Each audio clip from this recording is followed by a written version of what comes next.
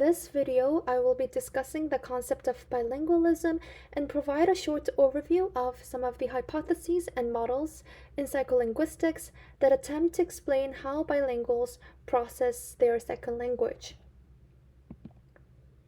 So this is the table of contents. First, we will be looking at the definition of bilingualism, along with some of the ways in which bilingualism can be classified and the complementarity principle. In the following sections, we will be touching on the different levels of language processing and some of the prominent theories that are related to each mechanism. First, we need to know what bilingualism means. There are many possible ways to explain bilingualism, but one of the most well-known definitions of bilingualism is by Grosjean, who famously stated that it refers to the use of two or more languages or dialects in everyday life. Now, it seems like a very simple definition, but we can identify several characteristics of bilingualism here. First, bilingualism is not strictly confined to the use of two languages only, but is rather a broad term that can include multilingualism. Second, even the use of different dialects can be regarded as bilingualism, as dialects also often differ from each other greatly in terms of pronunciation, accents, vocabulary, and even sentence structure. Lastly, bilingualism does not necessarily pertain to the perfect mastery of two languages, but rather the consistent usage of L2 in daily life. So here are some of the ways in which we can classify bilinguals. First, we can categorize them by age of acquisition. Early bilinguals are speakers who have been exposed to more than one language from birth or in early childhood, so this is before school age. Late bilinguals, on the other end, are those who have started learning a new language in late childhood or even adulthood. Second, one can be a balanced or a dominant bilingual, and balanced bilinguals have more or less similar proficiency levels for both languages, but dominant bilinguals are more proficient in one language than the other, which is considered to be their dominant language.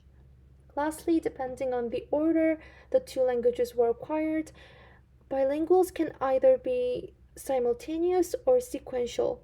As the name suggests, sequential bilinguals acquire one language before learning the other, but simultaneous bilinguals acquire both languages at the same time.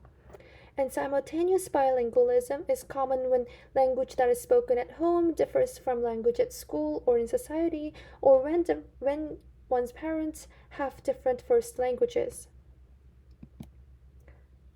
The complementarity principle states that bilinguals usually acquire and use their languages for different purposes in different domains of life with different people. Simply put, different aspects of life require different languages.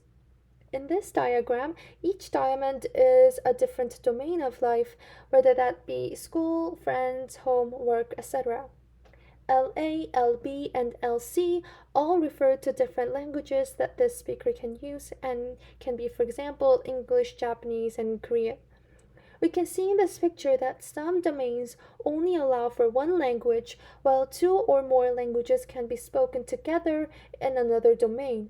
For example, one might use only Korean with their family and friends, but the classes and readings at school may be done both in Korean and English.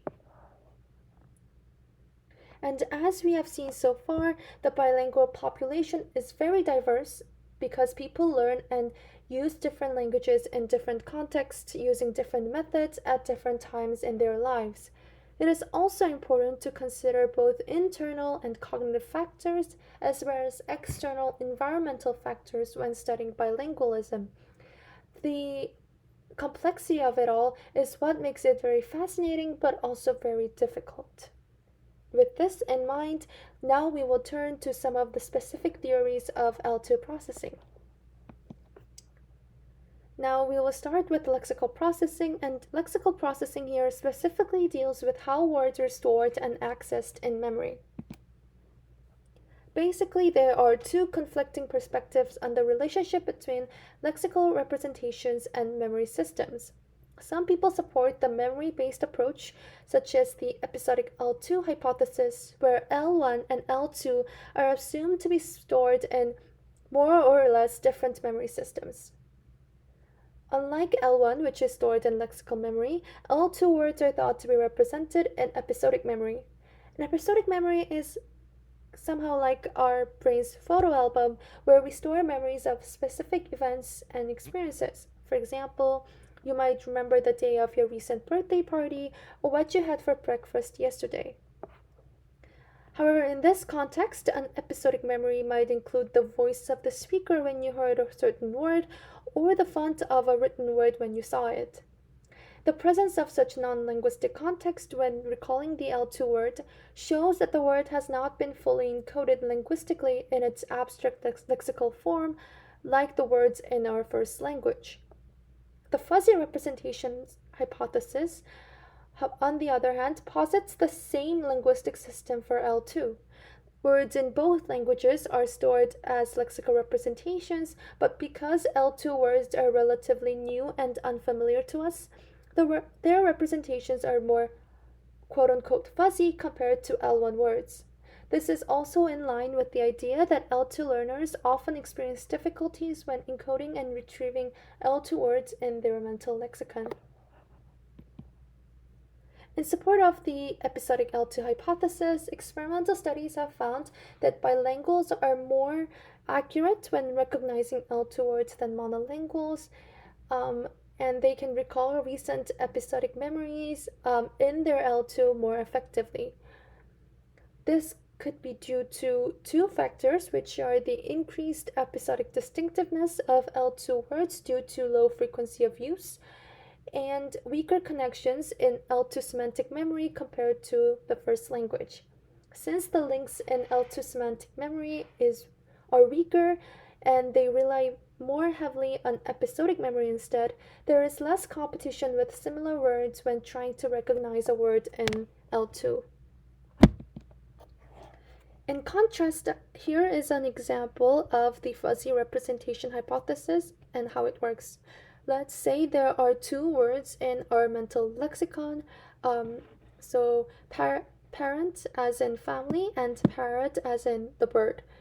The blue ellipses around them are other similarly sounding words such as apparent, pattern, and sparrow.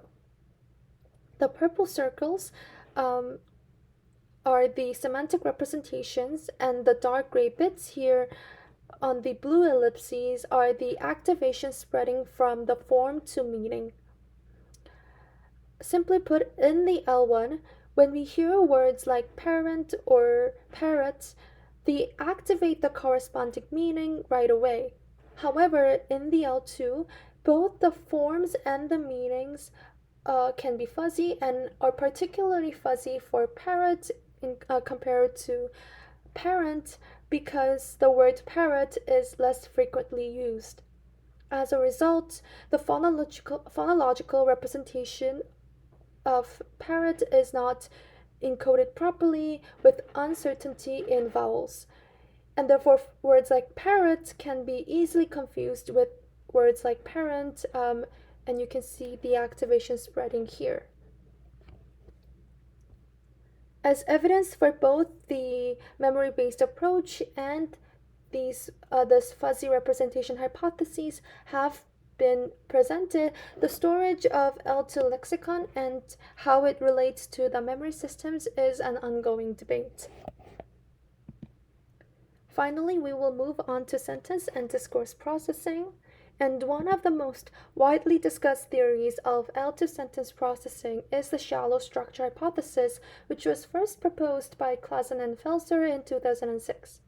And before we get into it, let's take a look at some of the complex sentence phenomena in English. First, we have the garden path sentences, which are sentences that are temporarily ambiguous and can thus cause misinterpretations, leaving the readers to reanalyze the sentence. For example, if we look at the sentence, while the gentleman was eating, the burgers were still being reheated in the microwave, most people will assume at first that the burgers are the object to the verb was eating. However, when they notice that the verb were directly follows the burgers, they realize that the burgers is actually the subject of a new clause.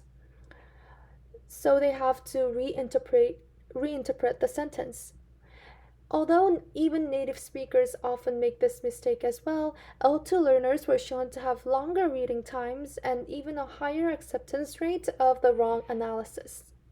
Another complex sentence structure in English is the filler gap dependency, where readers must connect the filler and the gap in order to understand the sentence correctly. Here, the original structure is the rude patient had angered the nurse, but the nurse has moved from here to the subject position of the sentence, leaving what is called a gap in its original location. In order to comprehend the meaning of this sentence properly, one has to know that the nurse here originally belonged after had angered and connect these two elements together. This filler gap dependency is known to have varying levels of difficulty depending on what elements come between the filler and the gap. However, unlike L1 speakers, L2 speakers did not display reading time differences for different types of filler gap dependencies, which has led the researchers to conclude that they do not utilize abstract grammatical structures similarly to L1 speakers. And this is the heart of the shallow structure hypothesis, which argues that L2 speakers, especially adult L2 learners, are unable to recruit abstract syntactic information during real-time processing, so they have to rely more on lexicosemantic or discourse information. This model, as we can see, assumes a dual pathway of sentence processing in which the shallow processing of surface structure and lexical information must be integrated with the full parsing of syntactic structures. However, L2 learners largely stick to the shallow route only and cannot make use of abstract syntactic representations. In recent years, however, in order to accommodate results in which L2 learners successfully parsed complex structures similarly to native speakers, the authors have revised the model, suggesting that shallow processing is merely a matter of degree and that we must be aware of individual differences. Another very influential theory in L2 processing is the interface hypothesis, which was introduced by Antonella Soros and her colleagues. The concept of interface here can be explained as the links between submodules of language or levels of language structure. Internal interfaces include morphology syntax interface or the syntax semantic interface. Under the interface hypothesis, internal interfaces, such as the ones I've just mentioned, do not cause much problem, but the integration between internal and external interfaces are particularly difficult for L2 learners.